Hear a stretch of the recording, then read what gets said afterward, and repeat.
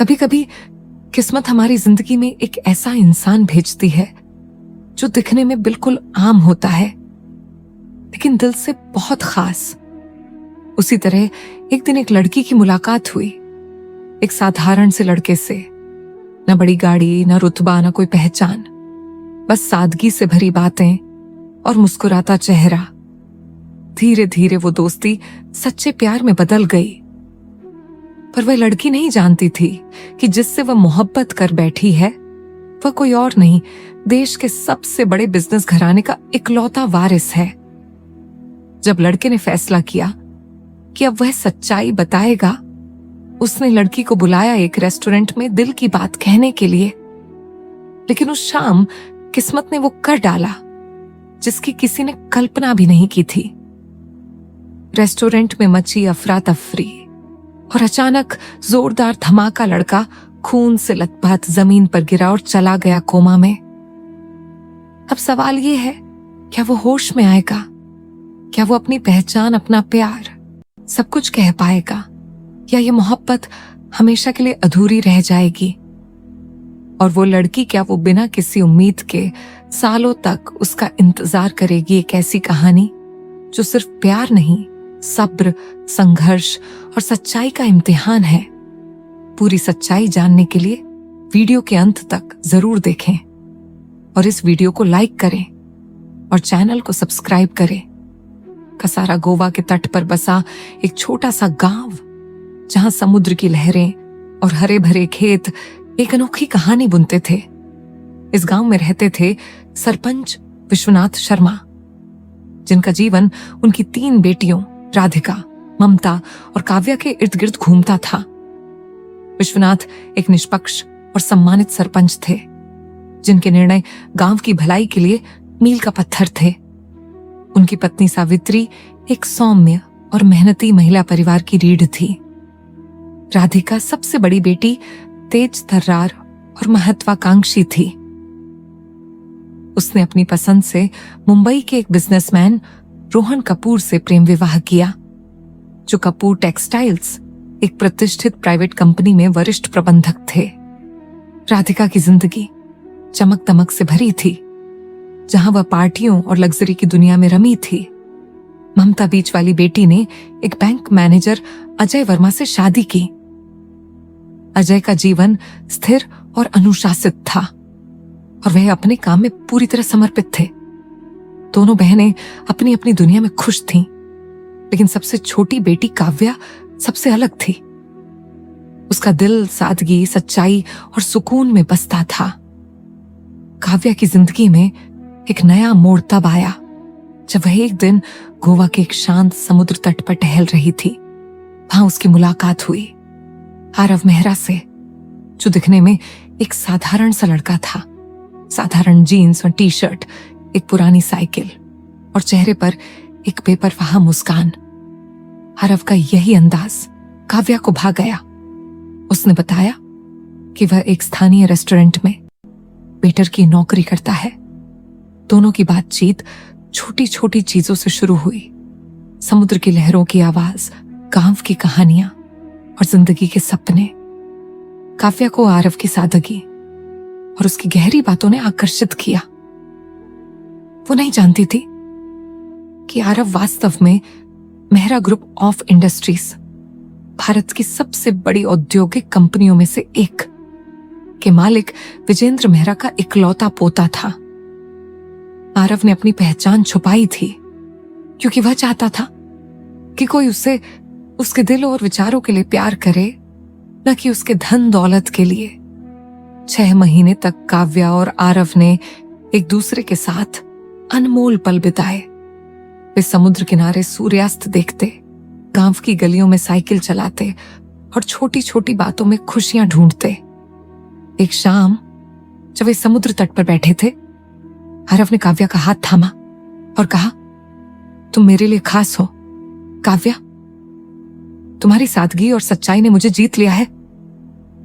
काव्या ने शर्माते हुए जवाब दिया, और तुम्हारा दिल आरव, तुम्हारी बातों में वह सुकून है जो मैं हमेशा ढूंढती थी। उस पल दोनों ने एक दूसरे से वादा किया कि वे हमेशा साथ रहेंगे। आरव ने ठान लिया कि वह काव्या को अपनी सच्चाई बताएगा और उससे शादी का प्रस्ताव रखेगा। उसने काव्या को गोवा के मशहूर रेस्टोरेंट सी ब्रिज में बुलाया, जहां वह अपनी जिंदगी का सबसे बड़ा राज खोलने वाला था। रेस्टोरेंट में काव्या और आरव एक कोने की टेबल पर बैठे थे। आरव ने काव्या का हाथ पकड़ा और कहा, काव्या, मुझे तुमसे कुछ जरूरी बात करनी है। लेकिन इससे पहले कि वो अपनी सच्चाई बता पाता, रेस्टोरेंट में अचानक हंगामा मच गया। बम, बम है, किसी ने चिल्लाया। लोग डर से भागने लगे, टेबल कुर्सियां गिरने लगीं। भगदड़ में काव्या और आरव भीड़ में धक्का खाकर गिर पड़े। आरव के सिर पर एक भारी लकड़ी का टुकड़ा गिरा और वह खून से लथपथ होकर बेहोश हो गया। काव्या घबरा गई, लेकिन उसने हिम्मत नहीं हारी। उसने तुरंत मदद मांगी और आरव को गोवा के सबसे बेहतरीन अस्पताल स्टार मल्टी स्पेशलिटी हॉस्पिटल में भर्ती करवाया। डॉक्टरों ने बताया कि आरव के सिर में गहरी चोट लगी है और वह कोमा में चला गया है। काव्या का दिल टूट गया, लेकिन उसने हार मानने से इनकार कर दिया। वह हर दिन अस्पताल जाती, आरव का ख्याल रखती और उससे बातें करती, मानो वह सुन रहा हो। आरव, तुम्हें ठीक होना होगा, मैं तुम्हारे बिना अधूरी हूं। वो फुसफुसाती और उसकी आंखों से आंसू बहते। अस्पताल का बिल हर दिन बढ़ता जा रहा था। काव्या के पास पैसे नहीं थे और उसके पिता विश्वनाथ पहले ही गांव की जिम्मेदारियों और परिवार के खर्चों में डूबे थे। काव्या ने फैसला किया कि वह खुद मेहनत करेगी। उसने गोवा में एक कंस्ट्रक्शन साइट पर मजदूरी शुरू की। सुबह से रात तक पसीना बहाना, भारी बोझ उठाना और धूप में जलना। काव्या ने सब सहा। वो हर रात थक कर चूर हो जाती, लेकिन आरव की एक मुस्कान की याद उसे हिम्मत देती। एक दिन साइट का एक ठेकेदार ने उसकी इज्जत के साथ छेड़छाड़ की कोशिश की। काव्या ने हिम्मत दिखाई और उसे जोर से धक्का देकर भागी। तभी साइट का मैनेजर रमेश वहां पहुंचा। वो काव्या की मेहनत और लगन से प्रभावित था। उसने ठेकेदार को डांटा और काव्या को बचाया। बेटी, ये जगह तुम्हारे लिए सुरक्षित नहीं है, कहीं और काम ढूंढो, रमेश ने समझाया। काव्या ने उसकी सलाह मानी और एक रेस्टोरेंट ओशन व्यू में वेट्रेस की नौकरी शुरू की। रेस्टोरेंट में काम करना आसान नहीं था। कुछ ग्राहक गलत हरकतें करते, उसे छूने की कोशिश करते। रेस्टोरेंट का मैनेजर विनोद कहता, काव्या, थोड़ा कोऑपरेट करना सीखो, ये सब तो इस लाइन में चलता है। लेकिन काव्या ने अपनी गरिमा से समझौता नहीं किया। वह हर दिन मेहनत करती, टिप्स इकट्ठा करती और अस्पताल का बिल भरने के लिए पैसे जोड़ती। एक दिन रेस्टोरेंट में कुछ ग्राहकों ने काव्या को पहचान लिया। अरे, तुम वही लड़की हो ना जो अपने बॉयफ्रेंड के लिए दिन रात मेहनत कर रही है? हमने तुम्हारी कहानी न्यूज चैनल पर देखी। काव्या ने शांत स्वर में जवाब दिया, हाँ, मैं वही हूं। मेरा बॉयफ्रेंड 5 साल से कोमा में है, मैं बस उसे ठीक देखना चाहती हूं। उसकी बात सुनकर वहां मौजूद लोग भावुक हो गए। कुछ ने उसकी तारीफ की तो कुछ ने चुपके से टिप्स के साथ अतिरिक्त पैसे रख दिए। लेकिन विनोद को यह सब पसंद नहीं आया। उसने काव्या को डांटा, यहां ड्रामा नहीं चलेगा, या तो कोऑपरेट करो या नौकरी छोड़ो। उसने काव्या का बकाया पैसा देने से भी इनकार कर दिया। तभी वहां मौजूद एक ग्राहक, जो एक पत्रकार था, उसने हंगामा शुरू कर दिया। ये लड़की अपने प्यार के लिए इतना कुछ कर रही है और तुम उसका हक मार रहे हो। उसने पुलिस को फोन कर दिया। पुलिस आई विनोद को कड़ी फटकार लगाकर काव्या का पूरा बकाया दिलवाया। इंस्पेक्टर ने विनोद को चेतावनी दी, अगर दोबारा ऐसी हरकत हुई तो तुम्हारा रेस्टोरेंट बंद कर दूंगा और तुम्हें जेल में डाल दूंगा। काव्या ने वह नौकरी छोड़ दी और एक नए रेस्टोरेंट मून कैफे में काम शुरू किया। वहां वह दिन रात मेहनत करती, हर टिप को संभाल कर रखती और अस्पताल के बिल भरती। एक दिन उसे 10,000 रुपए की कमी पड़ी। रेस्टोरेंट में कुछ ग्राहक जो काव्या की कहानी से परिचित थे ने चंदा इकट्ठा किया और उसे पैसे दे दिए। काव्या ने मना किया, मुझे भीख नहीं चाहिए, मैं अपनी मेहनत से कमाऊंगी। लेकिन उनकी जिद के आगे उसे पैसे लेने पड़े। उसने अस्पताल का बिल भरा और फिर से आरव के पास लौट आई। इन सबके बीच काव्या की दोनों बहनें राधिका और ममता उसे बार बार ताने मारती। राधिका कहती, काव्या तू उस फटे वेटर के लिए अपनी जिंदगी बर्बाद कर रही है। मेरे पति की कंपनी कपूर टेक्सटाइल्स में ढेर सारे अमीर लड़के हैं। बोल तो मैं बात करूं। ममता भी पीछे नहीं थी। तू उस गरीब के चक्कर में पड़ी है। मेरे पास कई रईस लड़कों के रिश्ते हैं। बोल तो मैं तुम्हारे लिए कोई अच्छा लड़का ढूंढ दूं। काव्या उनकी बातें सुनकर चुपके से चली जाती। वो जानती थी कि उसका प्यार धन दौलत से नहीं बल्कि सच्चाई और सुकून से बंधा है। लेकिन उसका दिल तब टूटा जब उसे पता चला कि उसके पिता विश्वनाथ चुपके से अपनी बचत से अस्पताल के बिल भर रहे थे। एक रात काव्या अपनी मां को खाना दे रही थी जब उसने सुना कि सावित्री विश्वनाथ से कह रही थी, घर में खाने के लिए कुछ नहीं बचा, सिर्फ नूडल्स हैं। तुमने तो चोरी छिपे सारे पैसे उस अस्पताल के बिल भरने में लगा दिए और अब घर में अच्छा खाना भी नहीं मंगवा रहे हो। काव्या की आंखों में आंसू आ गए। वह अपने पिता के पैरों में गिर पड़ी। पापा, आपने मेरे लिए इतना किया और मुझे बताया तक नहीं। विश्वनाथ ने उसे गले लगाया और कहा, बेटी, मैंने तो बस तेरा सपना पूरा करने की कोशिश की, लेकिन मुझे समझ नहीं आता तू उस लड़के में क्या देखती है। काव्या ने जवाब दिया, पापा, मुझे धन दौलत नहीं चाहिए। मुझे आरव की सादगी, उसकी ईमानदारी और उसका प्यार चाहिए। मुझे सुकून भरी जिंदगी चाहिए। विश्वनाथ ने उसकी बात सुनी और चुपके से मुस्कुराए। लेकिन उनके दिल में एक सवाल था, क्या काव्या का यह फैसला सही है? एक दिन अस्पताल से फोन आया कि आरव ने थोड़ा हाथ हिलाया है। काव्या खुशी से उछल पड़ी और अस्पताल पहुंची।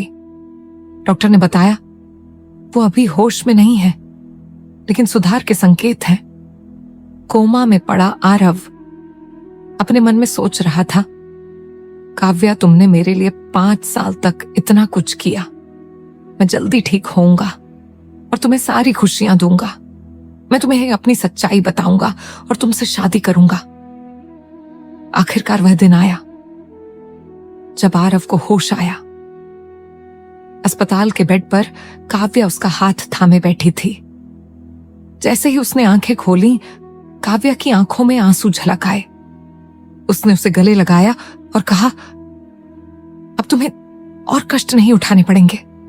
मैं तुम्हें दुनिया की सारी खुशियां दूंगा।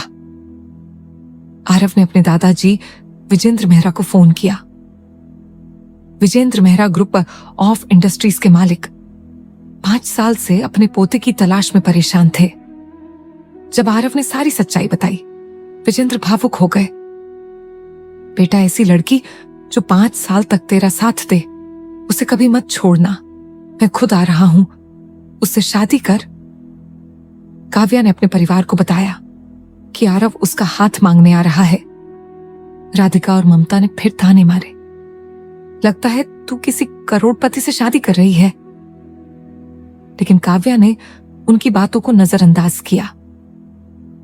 अगले दिन का सारा गांव में हलचल मच गई। 10 लग्जरी गाड़ियों का काफिला गांव में रुका। विजेंद्र मेहरा एक शाही अंदाज में उतरे।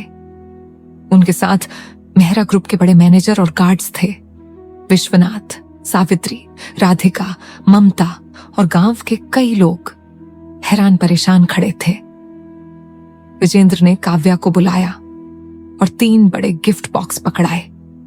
उन्होंने गंभीर स्वर में कहा, बेटी, तुमने मेरे पोते को 5 साल तक संभाला।